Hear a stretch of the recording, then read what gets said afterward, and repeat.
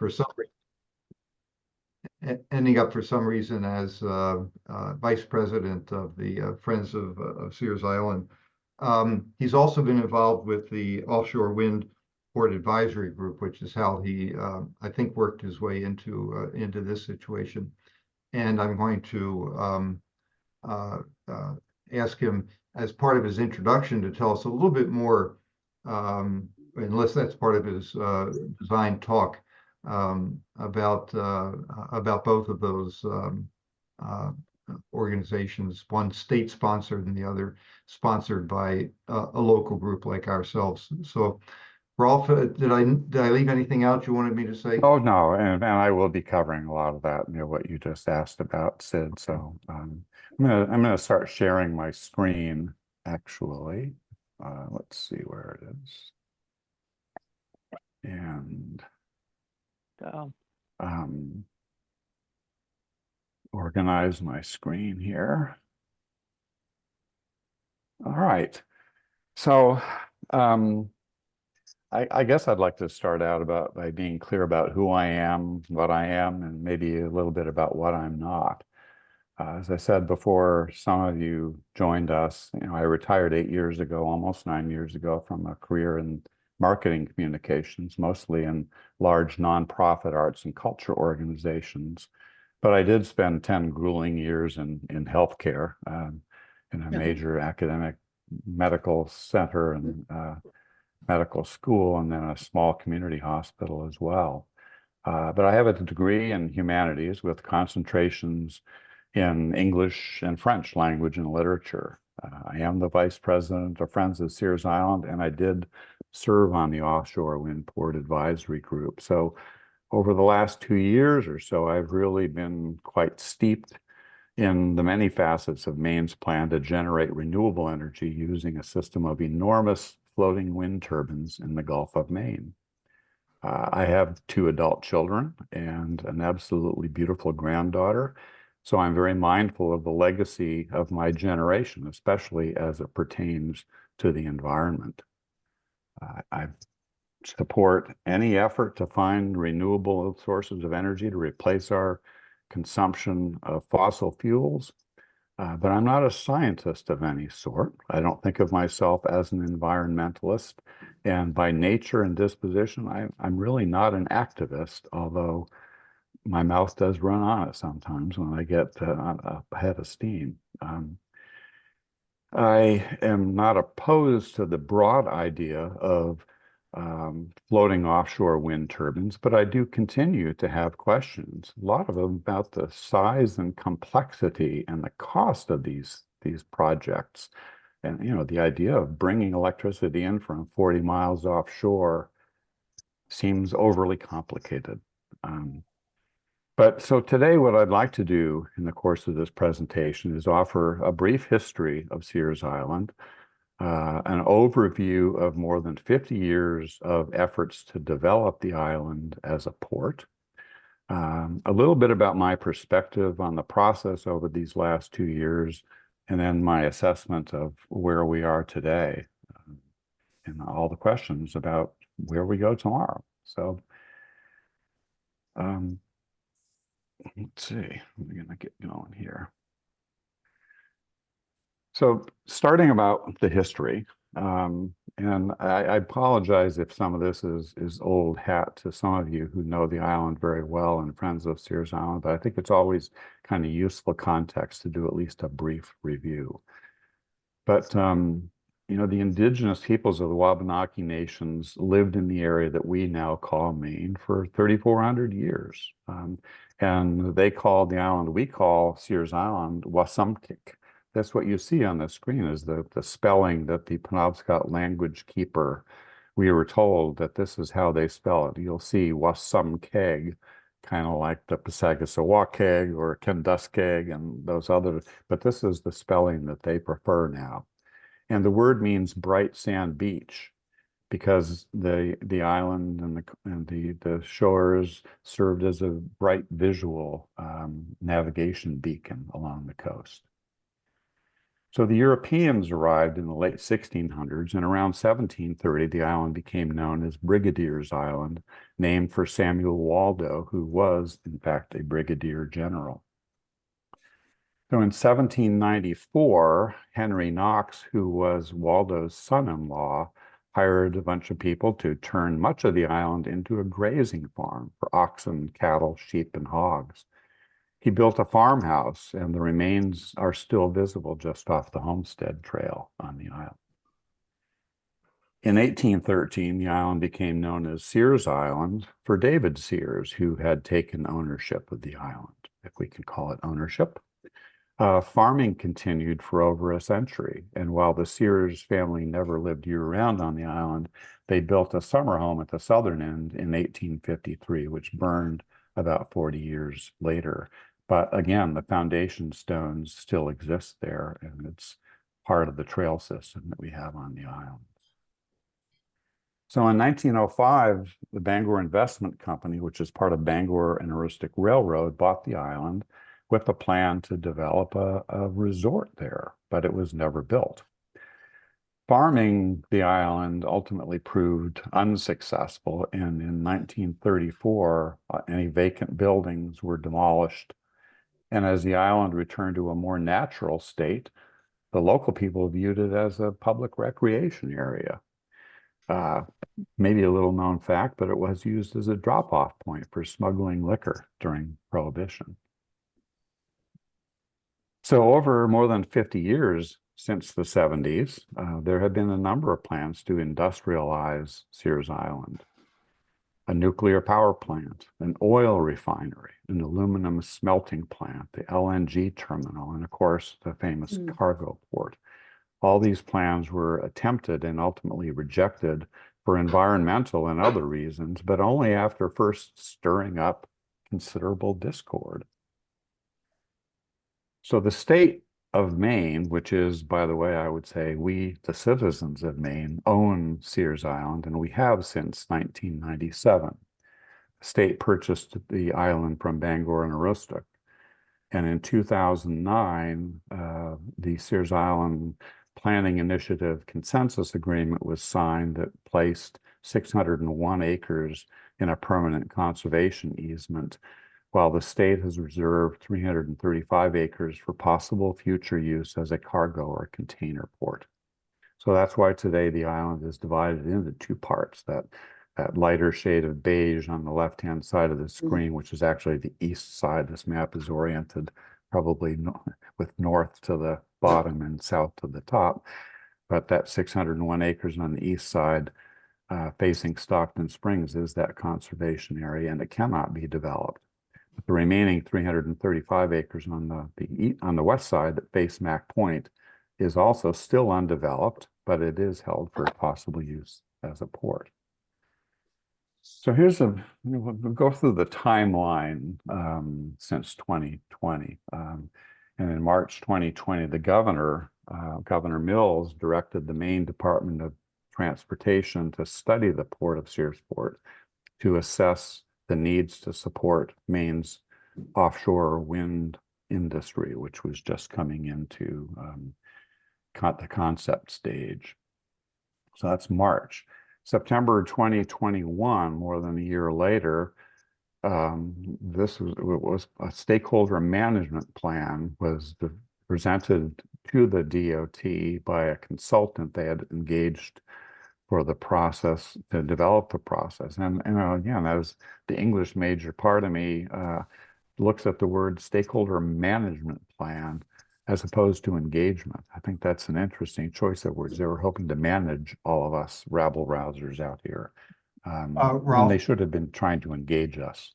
Ralph, can I interrupt you just for a second? Yes. Ellie or Jane, whoever is letting people in, I've got some messages from some people who wanted to get into the lecture. If you'll check your inbox. Okay, sorry, Ralph. Oh, that's all right. And I actually should have said at the outset too, maybe it goes unspoken, but I'd like to hold off on questions until the end. So if you want to make note of them and we'll have a question and answer. We should have plenty of time at the end, I hope. Anyway, so management versus engagement. This document, I should point out, was obtained by the Islesboro Islands Trust through a freedom of access request. The plan's stated goal, as you can possibly see here on the screen, was to let the governor announce, quote, announce a commitment to pursue the development of Sears Island. Again, those the cynics among us will find it interesting to have the decision to, develop Sears Island made before the review process has even begun. So then in November 15th, 2021, Susan White and I had a Zoom conversation with Kay Rand, who is the consultant engaged by the DOT to create a stakeholder engagement plan. 2 days later, November 17th, the first edition of the Moffett and Nickel feasibility study was made public. This is a 94-page document, and it was the initial effort to evaluate and compare possible wind port sites. It did include a number of, very premature cost and dredging figures that are no longer valid, but the state hasn't yet provided any updated information. So in March 2022, this 19-member offshore wind port advisory group was announced. And its purpose was to, quote, conduct a robust public process and engage, there's that word engage, with key stakeholders and community organizations. You can find this website very easily if you're interested. All the notes from the 6 meetings are contained there, the roster of members and so forth. It was a pretty good representative group, although again, in the informal discussion we had in advance, I noticed there were no Indigenous voices and very few women on the committee, which I thought was a lacking. So between May 22 and June 23, the Windport Advisory Group held 6 public meetings. We toured the existing port facilities in Searsport and Eastport to inform our work. It's important to remember that this group was right from the start. We knew it was advisory only. We were not to take a vote and decide which site would be chosen. We were advising the state only based on our perspectives. There were 3 locations that were under consideration.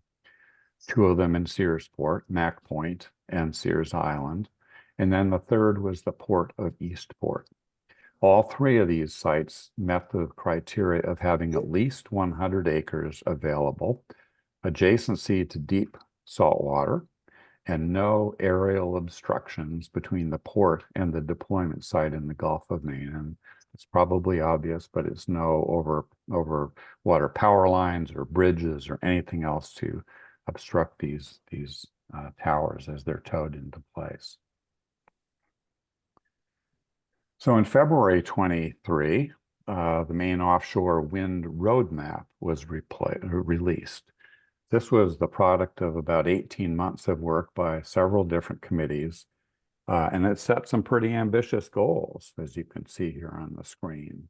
80% renewable energy by 2030, 100% by 2040, cut emissions significantly in 2030 and 2050, carbon neutrality by 2045, doubling clean energy jobs. It's very ambitious roadmap.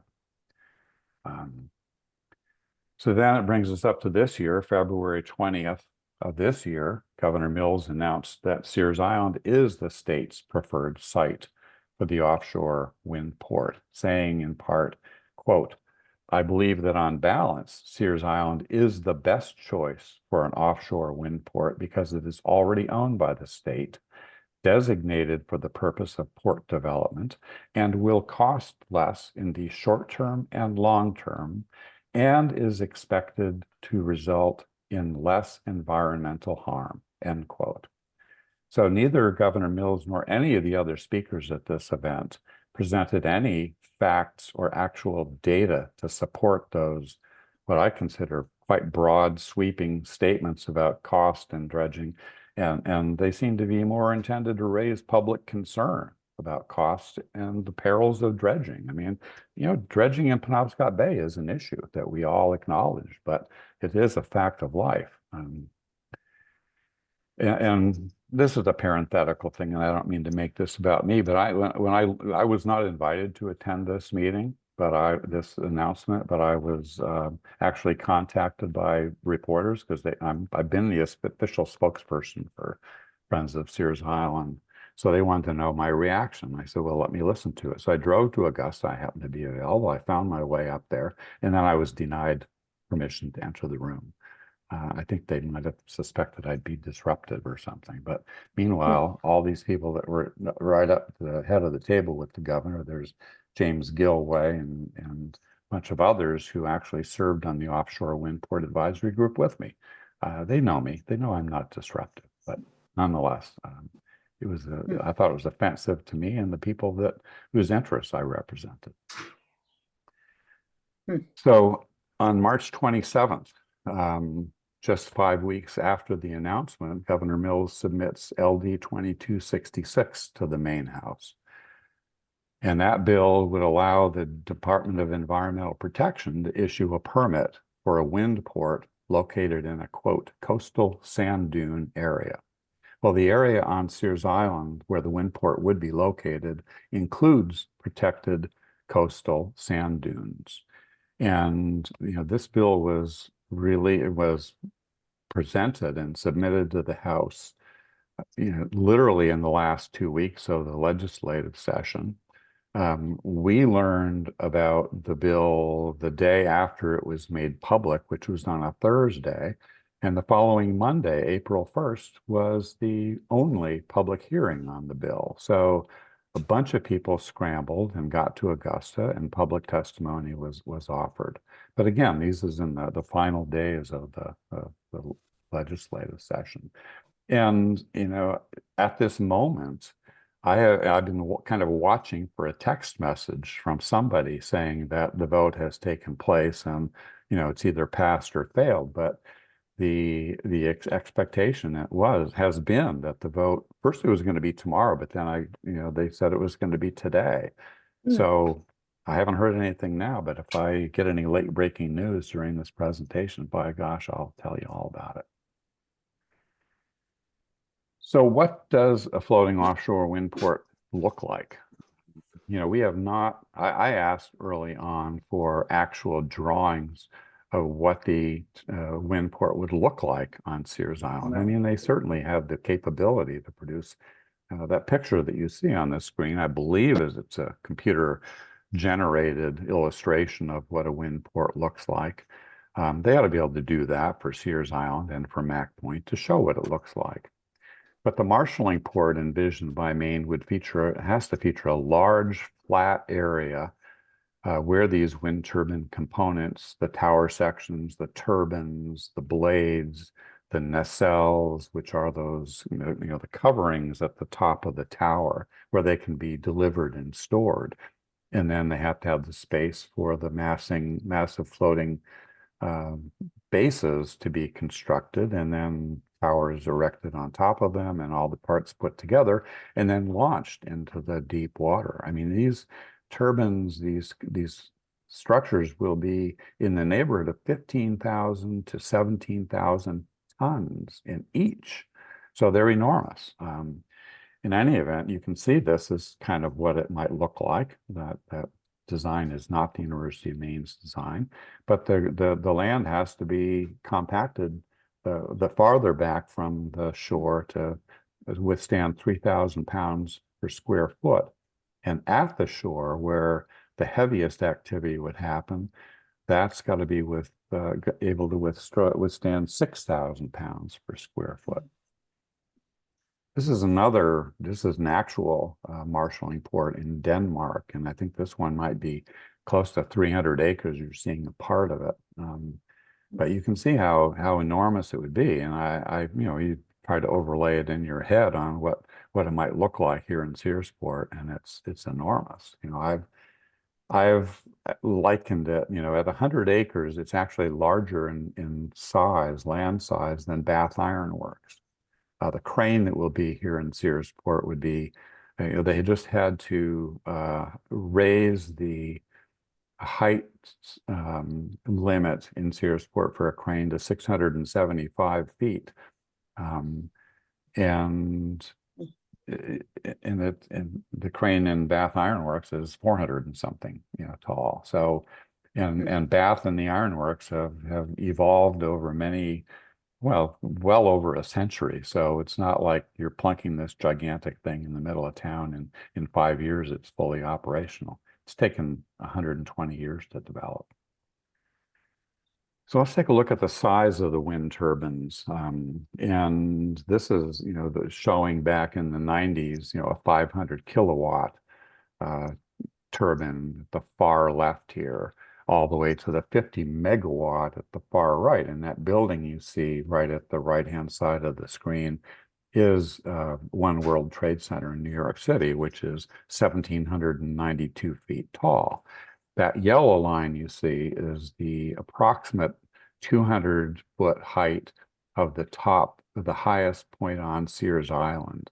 And just to give you a scale of how the turbine that they're going to build at first is a 12 megawatt. So that's the one just to the left of One World Trade Center.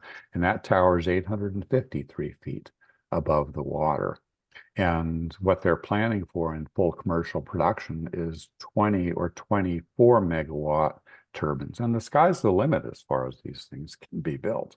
And so that one on the right being 50 megawatts and the one to the left of the building being 12, the ones they'll be building in Searsport would be in between there. And so probably close to 1,000 feet from the top of the blade to the surface of the water. So these are, the states diagrams from the Moffett and Nichols studies, and this is what it would look like on Mack Point. It's a little bit difficult to see, but you can see this is the configuration of about 100 acres. It's got a 1,500-foot dock or a quay. You can see those triangular shapes are the turbine bases. You can see representations of the blades and the tower sections and the various other components. And it shows how it would lay out on the island, on Mack Point, I should say. And so the uplands of the manufacturing facility, 65 acres, and then 30 acres in the green area. And then that kind of teal or turquoise wharf, the heavy lift wharf, is about 5 acres. And this is, you can see it to the right of the two floating turbines in the water. There's a ship represented, and that's probably I think a 700-foot ship that would be bringing in some of these components. Now, this is a plan that was drawn up recently by Sprague Energy, that they hired at their own expense to come up with a plan to provide the land, all the land needed for the fabrication and launching of these turbines. And this is the plan they came up with. And they actually came up with a similar one in October and revised it slightly recently. And the state has not responded to this plan at all, except what I've heard personally were some disparaging remarks back in October when they had a public poster show here in town. Well, we can't really do it in a piece of land that's the shape of the state of Idaho.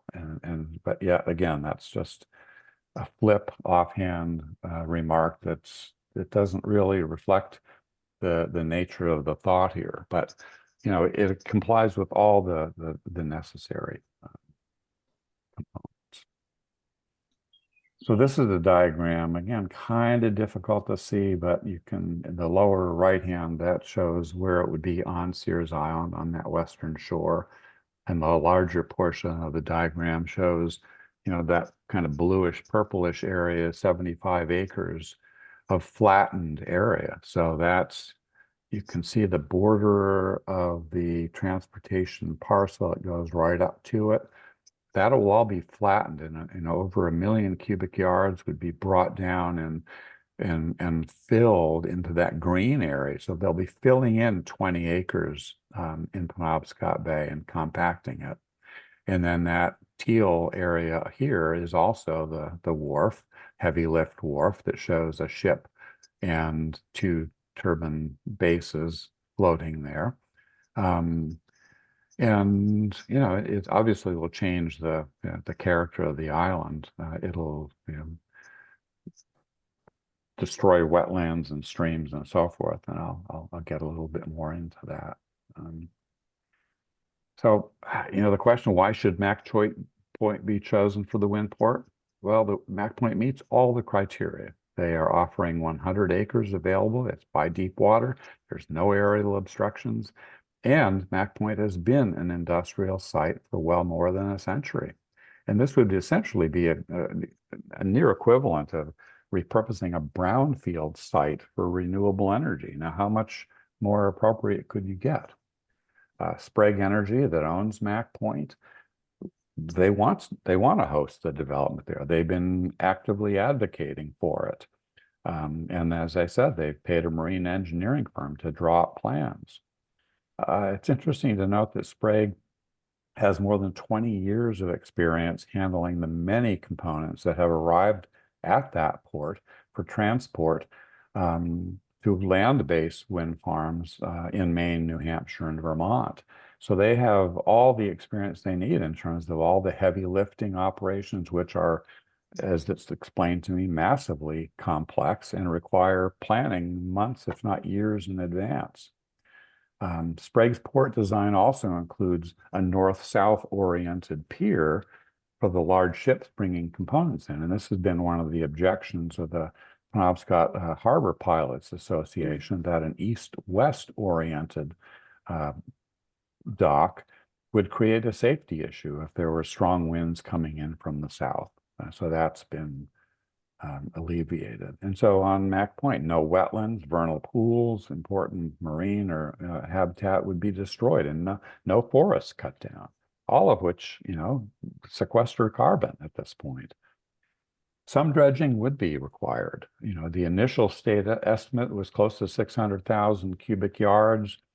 The estimate performed by Sprague's engineers are somewhere around 61,000 cubic yards. So a massive reduction in the amount. And again, I'm no expert, but what I'm told is that modern dredging and containment techniques certainly offer reasonable safety. And there will be a maintenance dredge in the navigation channel there within the next couple of years. The Army Corps of Engineers already permitted it. So what's the value of Sears Island in its current undeveloped state? Thousands of people visit Sears Island throughout the year for 4 full seasons of recreation, walking the trails and beaches, swimming, picnicking, birding, fishing, kayaking, snowshoeing, cross-country skiing, biking, even hunting in the last quarter of the year, as long as it's in season and people are properly licensed. And a lot of people come there just to enjoy the respite that nature offers. Every year, more than 1,000 people of all ages take advantage of Friends of Sears Island's many education and recreation programs that help support good health habits and stewardship habits. We had a traffic counter on the causeway, courtesy of DOT, for 3 years. I think it was 2019 to 21. And, the most recent year, just between early June and late August, we had 17,000 cars visiting Sears Island.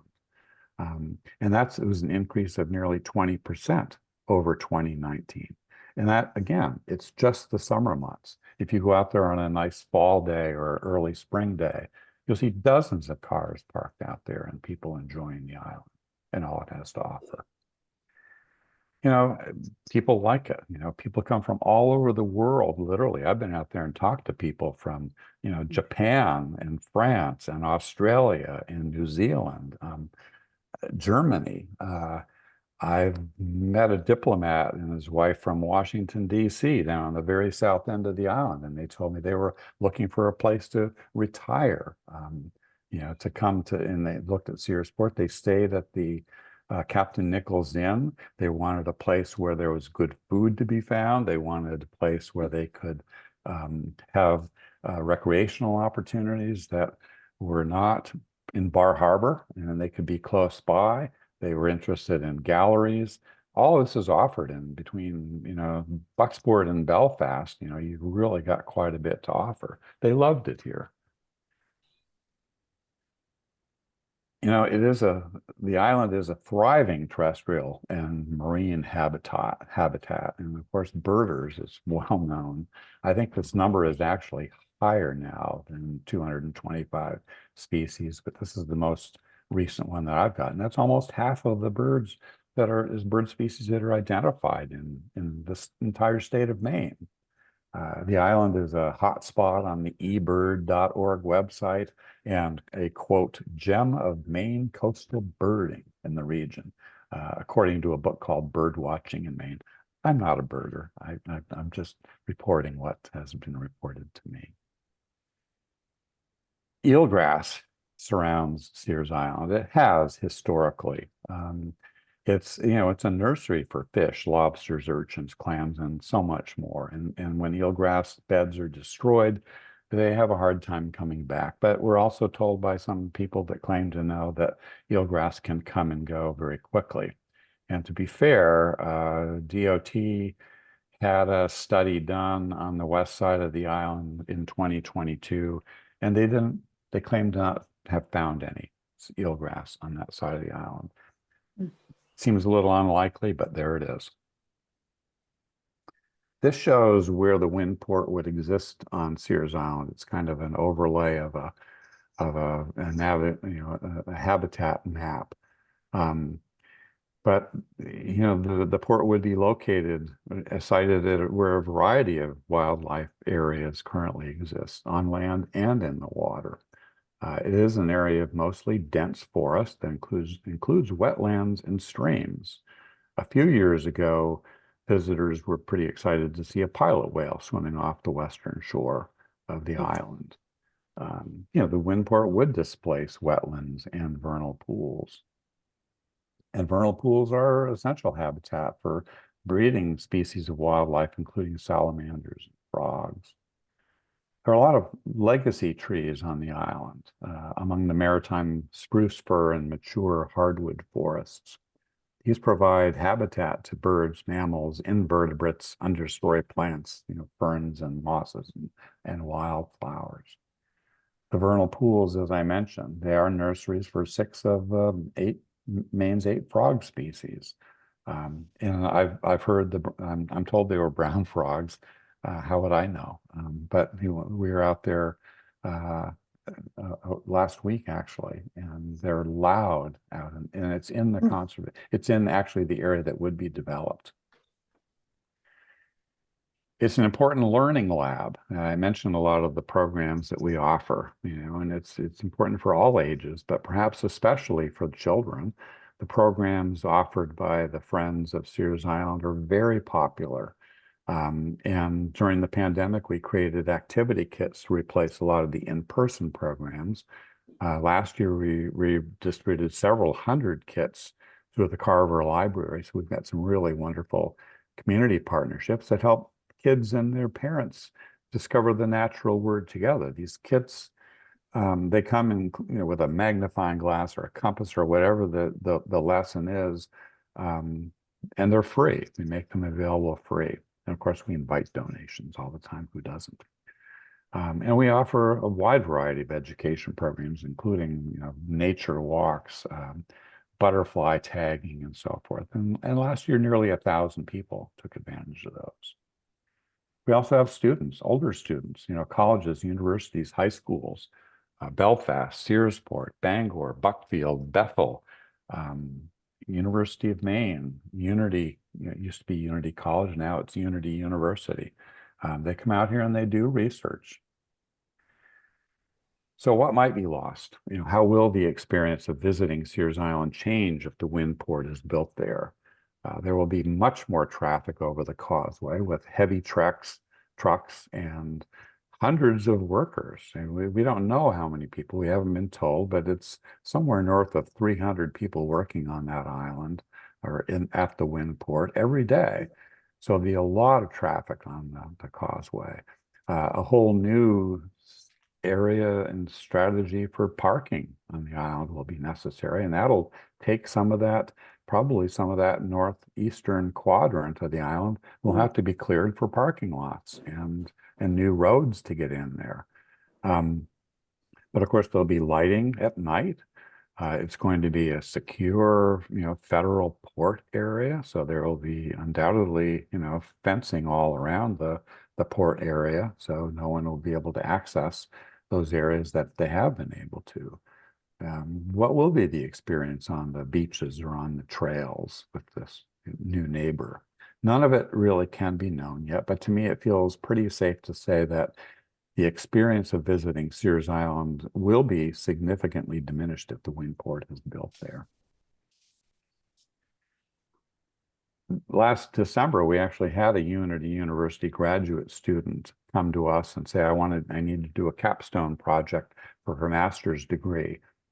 And the project that we came up with her was an online survey that we had over 300 people respond to, which is a pretty darn good number. And the results showed that, when people come to Sears Island, they eat in restaurants, they shop in stores when they come to town. So there's at least a minor economic engine for tourism happening there. Her study showed that respondents are overwhelmingly believe in the importance of preserving natural spaces and switching to renewable energy sources.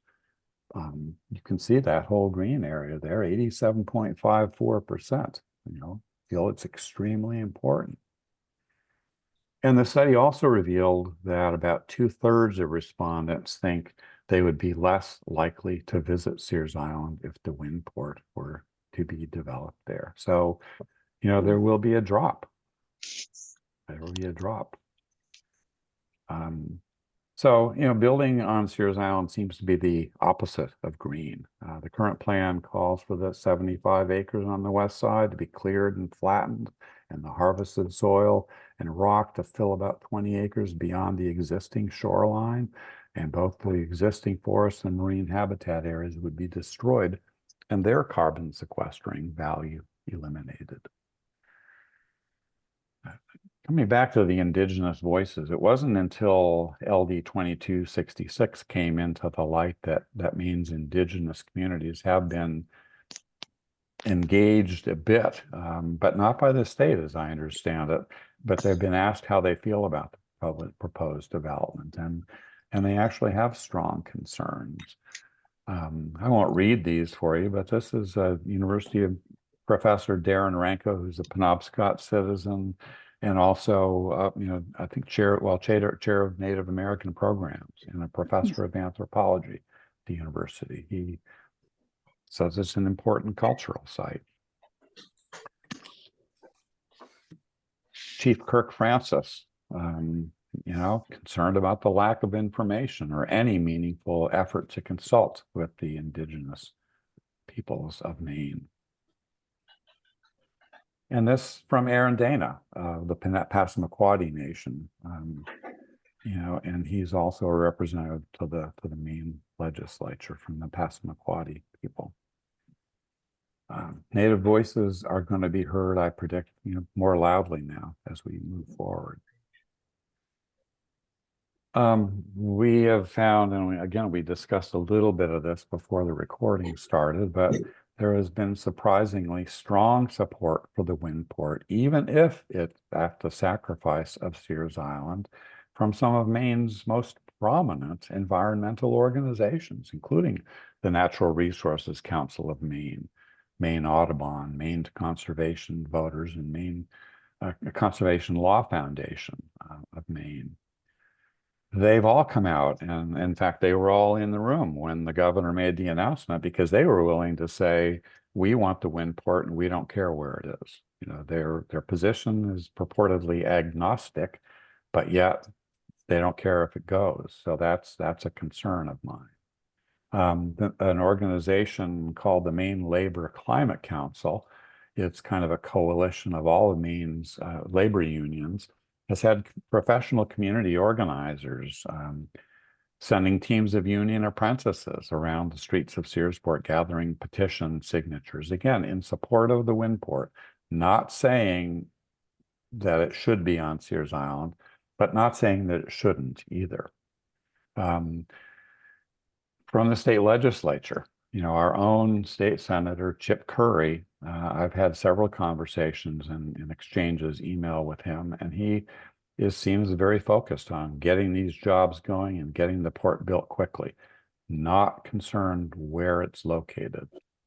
And even if it means sacrificing Sears Island. And then, maybe ironically or maybe not, but, our Republican House Representative Reagan Paul has been an active advocate for preserving the entire island. I first encountered her when she called me up once and said, "Do you think people would object if I submit a piece of legislation to conserve all of Sears Island?" I said, "Well, no, of course not." And I certainly have challenges with some of her other positions in terms of social and other policy decisions, and I know that the Maine Republican Party is against floating offshore wind, period. So there's kind of mixed motivations there, but we've got some people that might be we might think of as allies, not serving in that capacity. You folks who are members of Friends of Harriet Hartley know about the Alliance for Sears Island because you've offered your name and as allies. And this alliance, which Friends of Sears Island is part of as well, it really has gotten together, and several people have taken action so far. So, for example, Islesboro Islands Trust has engaged an attorney to help them monitor the process and, if appropriate, to issue challenges. You may know the Islesboro Select Board agreed to send a letter to other municipal governments in the Penobscot Bay region, reminding them of the Islesboro's May 2023 conclusion that, quote, "If an offshore wind manufacturing assembly and launching facility is to be built in Penobscot Bay, it should be built at Mack Point," end quote. And Kyla Bennett, some of you who may have been around here 20 some odd years ago, or in the 90s actually, when the state wanted to build a port, she was actually an attorney with federal environmental protection, federal EPA. She is now an attorney and a PhD environmental scientist. I mean, that's LD PhD. She's got that after her name. It's pretty impressive. She sent a powerful letter. She now works with public employees for environmental responsibility. And she sent a powerful letter to DOT Commissioner Bruce Van Note to remind him of the legal history of the reasons past efforts to develop the island failed. And she also issued a media release, and I can't remember if it was in the Republican Journal or the Free Press, that had the headline, "Maine Poised to Repeat Echo Mistakes on Sears Island." So for the last year or so, I've said to almost anyone who would listen that I believe the shortest path from where we are today to the first power coming ashore from floating offshore wind turbines is through Mack Point. And if the state chooses to try to develop Sears Island, I would predict a long struggle with countless permitting and legal challenges that could delay the project conceivably for years. So I have concerns. There are several steps of federal, state, and local permitting still required before anything can happen. But nonetheless, they've definitely chosen the toughest path to go. So it's kind of a boring slide, just words on it. But this is what I'm hoping to see going forward. And this is part of an op-ed that I wrote, and it was in the Bangor Daily News 2 or 3 weeks ago. But this is what the state has not provided. They have not provided any data whatsoever to support their position that it would be less expensive on Sears Island, or that the scary thing called dredging would devastate the harbor for centuries. But, and we want to see proof that Mack Point cannot fulfill the mission and function of the wind port. If you say it can't, tell us why it can't, not just that it's a piece of land the shape of the state of Idaho. And it almost seems, I'm not sure what word to use, but that 2007 Sears Island Planning Initiative Consensus Agreement, the state signed on to that, as did, I think, 34 or 36 other signatories, including environmental and business groups, including James Gilway at the town of Searsport. But it states that Mack Point, this is a quote, Mack Point shall be given preference as an alternative to port development on Sears Island. Have they really, or have they just paid that lip service? I don't know. So it does seem as we are in so many ways fulfilling that ancient curse.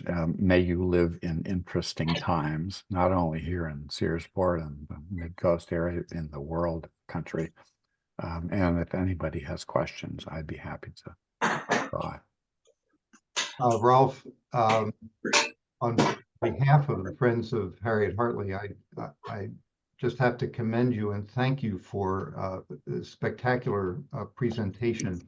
A couple of comments and a question. So I'll start this out with that privilege. The Audubon group and the CLF and other groups like that you showed in that slide, once upon a time were environmentally active and have since been compromised. We've had our experiences as you have. I think that certainly the Friends of Harriet Hartley would love to learn from you about your educational opportunities that you provided for people who interacted with Friends of Sears Island. And on the other side, I'm certain that Friends of Sears Island could learn a hell of a lot from us regarding legal challenges to the state and environment and state environmental organizations that have banded in favor of Nordic aquafarms here in the destruction of the Little River area.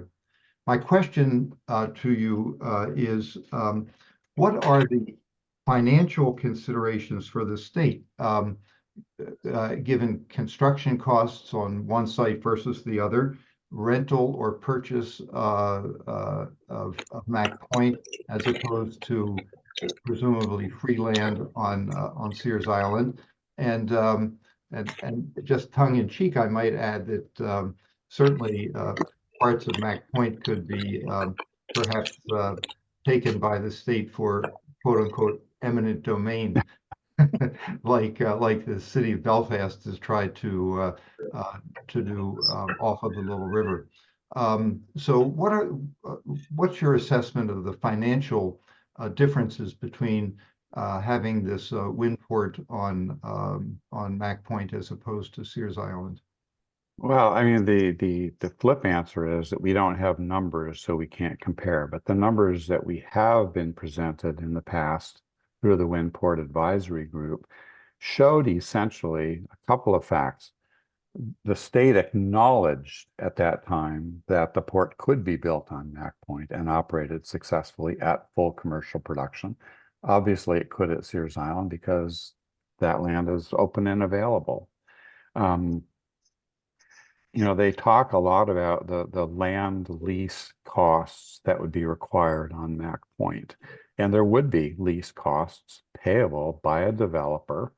And anything a developer pays ends up being paid by ratepayers, taxpayers, some combination of that.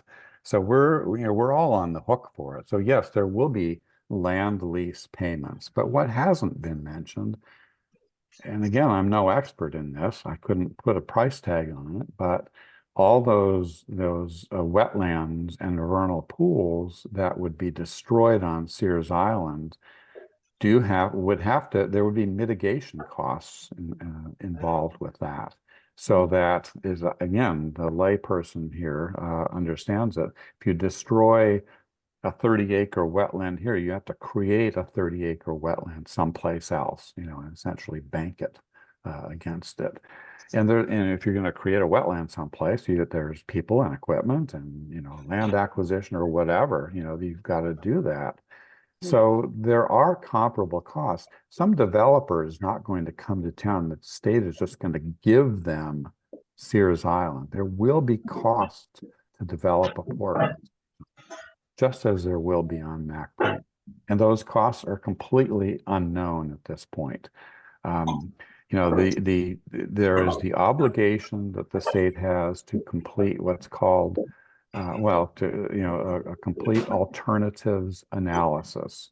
And the alternatives analysis, it was presented to us as a grid matrix that I can certainly share, but it talks about, history, culture, archaeology, land use and value, and all these different components that would drive up, that would comprise the value of a site. And then compare, do it for both sites and then do a fair comparison of it. And then their obligation is to come up with, and this is a quote again, they have to come up with what is the site that is the quote least environmentally damaging alternative that is practicable. Practicable is kind of a new word to me, but as I understand it, it means that really can be, it's feasible to see that it can be done. So that's their obligation at this point. And cost is certainly one of them. I mean, if you said it's like going to be $1.5 billion to do it on Mack Point and only $500 million to do it on Sears Island, well, there's $1 billion difference. That's something tangible. A lot of people can wrap their brains around. But again, the latest figures that we had in the Offshore Wind Port Advisory Group basically said they were between $450–500 million on either site. So I don't know that there is a large difference in the financial costs. Are there other questions? Kim? One comment, just to pick up on Sid's point about CLF. I don't know if you are aware of this, but Sean Mahoney, his twin brother is the general counsel at Avangrid. So I don't know if that is impacting why he's so pro things that Avangrid is pushing or CNP. But he certainly backed the Nordic project, and I don't think that was an insubstantial reason. He's basically a greenwash for their projects.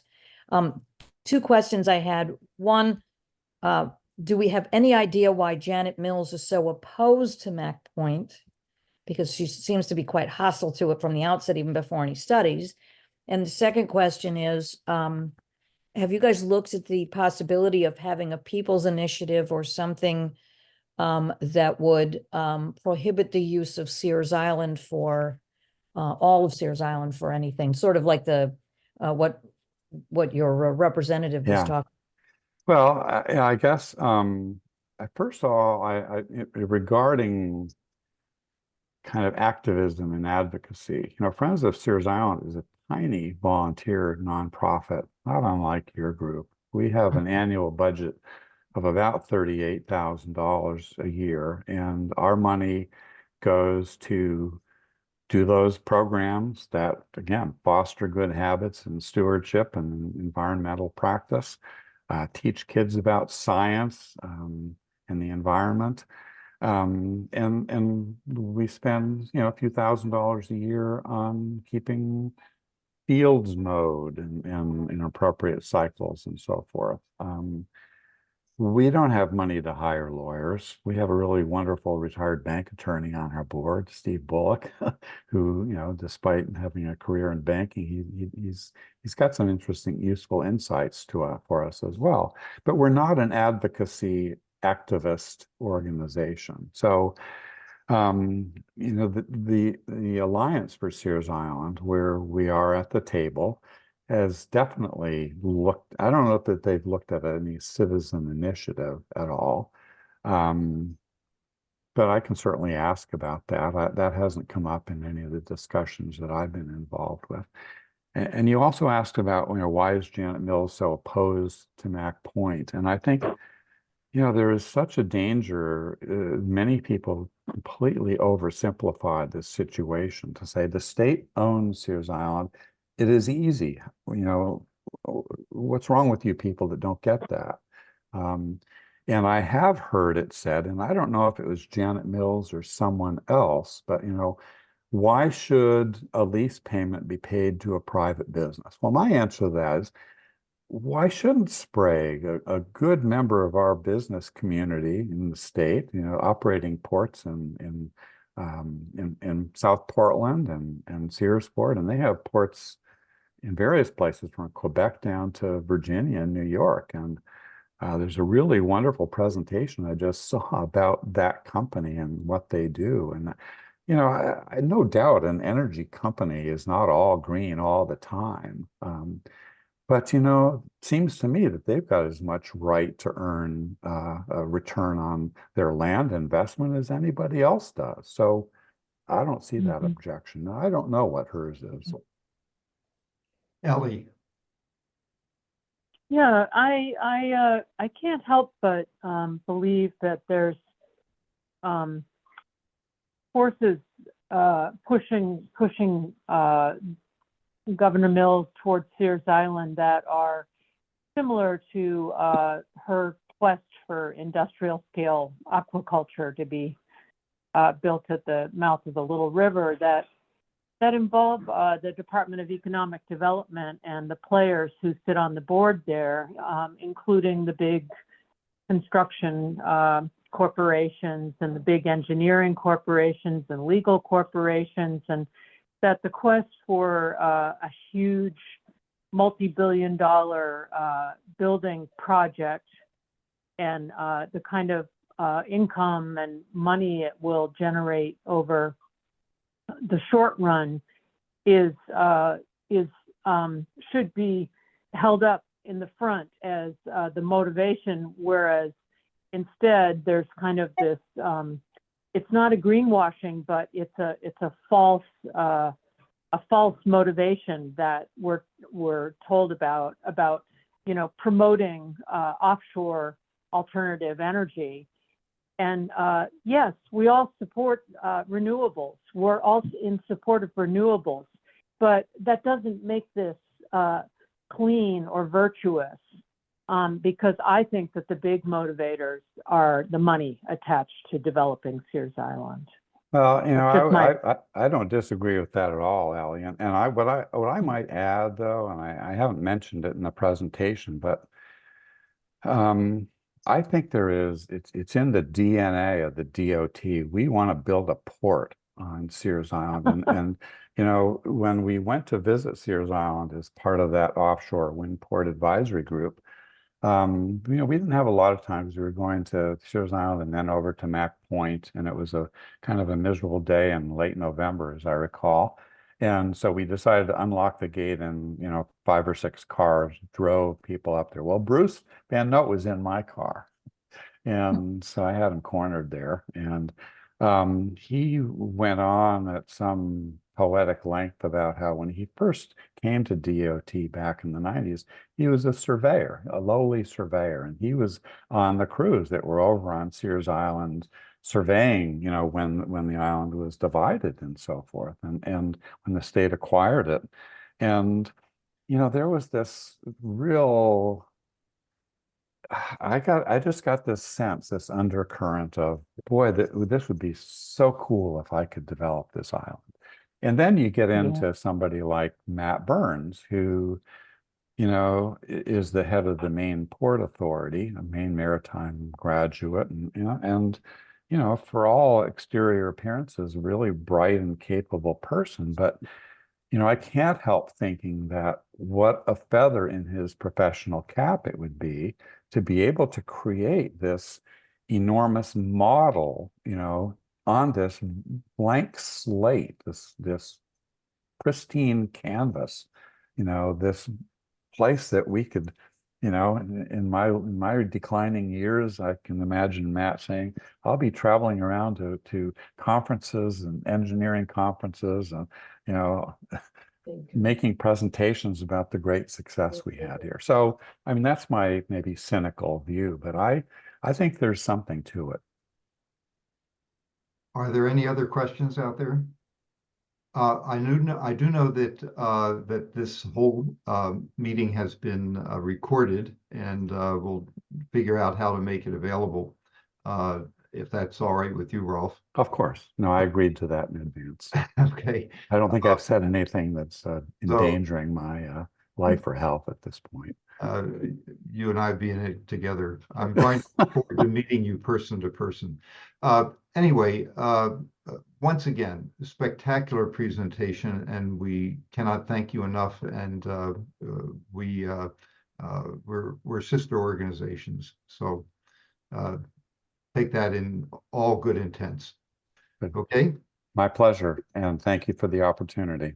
Appreciate it. Thank you. Very good. All right. Thank you, and good night, everybody. Good night.